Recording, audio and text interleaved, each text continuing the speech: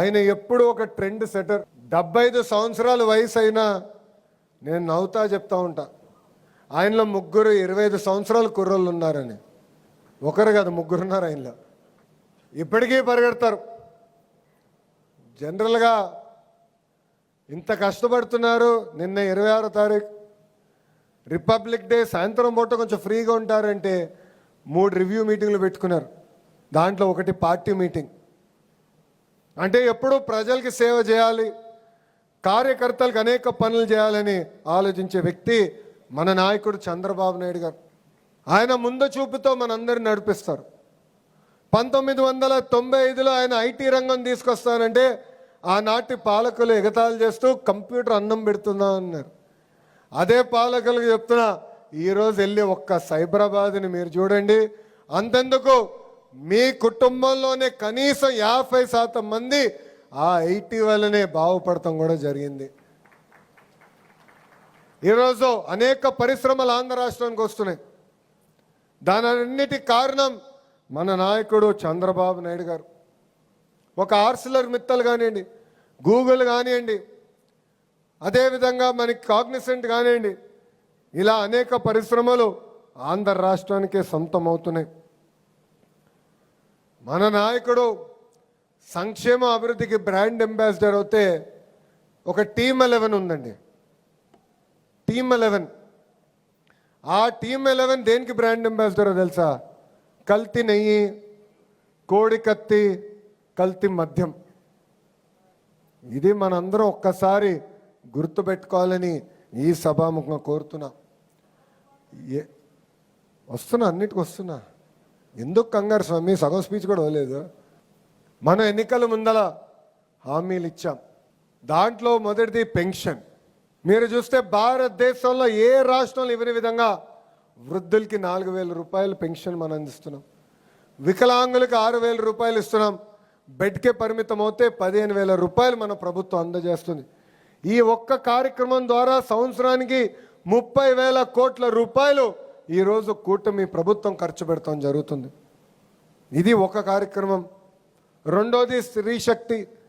ఈరోజు మహిళలందరూ ఆంధ్ర రాష్ట్రంలో ఎక్కడికి వెళ్ళాలన్నా ఆర్టీసీ బస్సులో ఉచితంగా ప్రయాణించే హక్కు కూడా మనందరం కల్పిస్తాం జరిగింది. ఇంకో పక్కన దీపం పథకం. దీపం పథకం ద్వారా ఇప్పటికీ మనం 2 విడతలు మనం ఉచితంగా గ్యాస్ తీసుకునే వాళ్ళకి మనం డబ్బులు కూడా వేస్తాం జరిగింది. మిగతాయి కూడా త్వరలో మనం వేయబోతున్నాం. ఇంకో పక్కన అన్నదాత సుఖీభవ కింద 2 విడతలు కేంద్ర ప్రభుత్వం ఎప్పుడైతే డబ్బులు రిలీజ్ చేస్తున్నాో దానికి మనం డబ్బులు జోడించి రైతులకు అందజేస్తామని చెప్పాం. అంటే ఇచ్చిన హామీలన్నీ ఒక పద్ధతి ప్రకారం మనం నిలబెట్టుకుంటా ముందరికి వెళ్తున్నాం. ఇంతేకాదు, యువగలం కింద 20 లక్షల ఉద్యోగాలు కల్పిస్తామని ఆనాడు మన హామీ ఇచ్చాం. మన ప్రభుత్వ అధికారంలోకి వచ్చిన 150 రోజుల్లో ప్రతిపక్ష పార్టీ 200 కేసులేసిన డిఎస్సి పూర్తి చేసి 16,000 మందికి మనం ఉద్యోగాలు కల్పించాం. 6,000 మంది పోలీస్ కానిస్టేబుల్ పోస్టులు మనం భర్తీ చేశాం. ఈరోజు పెద్ద ఎత్తున పెట్టుబడులు తీసుకొస్తున్నాం.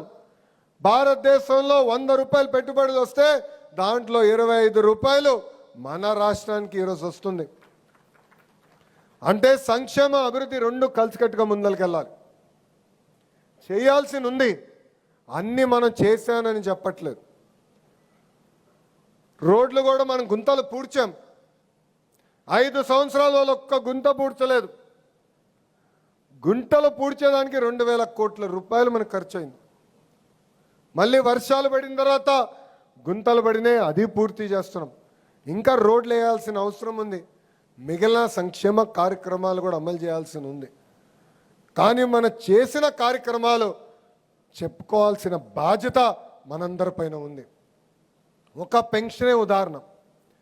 అసలు ఆంధ్ర రాష్ట్రానికి పెన్షన్ తీసుకొచ్చిన వ్యక్తి అన్న ఎన్టీఆర్. ఆనాడు 30 రూపాయలతో పెన్షన్ ఇచ్చారు. ఆ పెన్షన్ 2014లో 200 రూపాయలు. చాలని 200 రూపాయల పెన్షన్ని మన ప్రభుత్వం 1000 రూపాయలు చేసింది. కరెక్ట్గా 2019 ఎన్నికల ముందల హామీ ఇవ్వకపోయినా 1000 రూపాయల పెన్షన్ని మనం 2000 రూపాయలు చేసాం. గత ప్రభుత్వం 1000 రూపాయలు పెంచడానికి 5 సంవత్సరాలు తీసుకుంది. కానీ అదే మన ప్రభుత్వ అధికారంలోకి వచ్చిన మొదటి 100 రోజుల్లో 1000 రూపాయలు పెన్షన్ పెంచాం.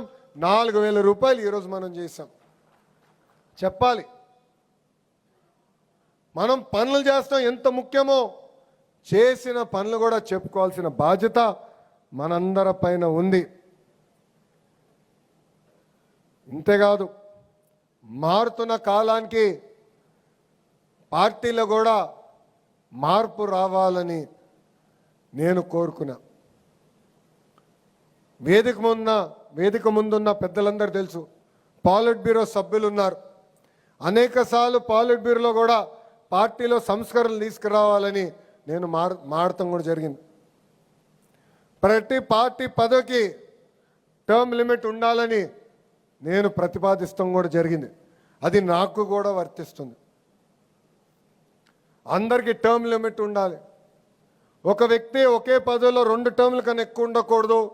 అతను ప్రమోట్ అవ్వాలి. సామాన్య గ్రామ పార్టీ అధ్యక్షుడు ఎందుకు పాలిట్ బ్యూరో వరకు రాకూడదని నేను పాలిట్ బ్యూరోలో కూడా మారటం జరిగింది. ఇది మన పార్టీ, ఇది మన కుటుంబం. మనం అనుకున్న అన్నీ ఒకే రోజు అవ్వవు. మీరందరూ అనుకోవచ్చు, లోకేష్ అనుకుంటే ఎంతసేపు అయిపోతుంది కదా అని. నేను పోరాడా. జిల్లా పార్టీ కమిటీ నుంచి పార్లమెంట్ పార్టీ కమిటీ తీసుకొచ్చేదానికి నాకు 18 నెలలు పోరాటం పట్టింది. 18 నెలలు పోరాడా. పాలిట్ బ్యూరోలో పోరాడా. ఒక్కసారి తిరస్కరించారు, మళ్ళీ వెళ్ళా, మళ్ళీ అడిగా. ఇది మీ అందరికి ఎందుకు చెప్తున్నానంటే, కొంతమంది నాకు చెప్తున్నారు, అన్నా ఇది అనుకున్నాయి చెప్పాను పని అవ్వలేదని. నమ్మకం దానికోసం 1 కాదు 2 కాదు 100 సార్లైనా మనందరం కలిసికట్టుగా పోరాడాలి. ఇది మన పార్టీ, ఇది మన కుటుంబం. మన జరిగిన మహానాడులో చాలా స్పష్టంగా 6 శాసనాలకి మనం తీర్మానం చేశాం. దాంట్లో మొదటి శాసనం కార్యకర్తలే అధినేత. మళ్ళీ రిపీట్ చేస్తున్నా, కార్యకర్తలే. ఇది నేను ఎందుకు చెప్తున్నానంటే, ఒక కార్యకర్త వస్తే గౌరవంగా పలకరించాలి, మాట్లాడాలి, సమస్యలు తెలుసుకోవాలి. అన్ని సమస్యలు మనం పరిష్కరించగలుగుతామని నేను చెప్పట్లేదు. మనం అనుకున్న అన్ని కోరికలు దేవుడు కూడా తీర్చలేడు కదబ్బా. మనం దేవుళ్ళు కాదు, మన మనుషులమే. కానీ ఆప్యాయంగా పలకరించాలి.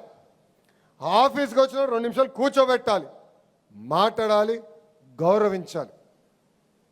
మనందరం గుర్తుపెట్టుకోవాలి, ఈ మొదటి శాసనం కార్యకర్తలే మన అధినేత. రెండోది యువగలం. యువత రాజకీయాల్లోకి రావాలి, పార్టీలోకి రావాలి. బూత్ యూనిట్ క్లస్టర్ కానివ్వండి, గ్రామ పార్టీ అధ్యక్షులుగా కానివ్వండి, పార్టీలో యువతకి మనం ప్రాధాన్యత ఇవ్వాల్సిన అవసరం ఉంది. కింద నుంచి పై వరకు యువత పార్టీలో పారాల్సిన అవసరం ఉంది.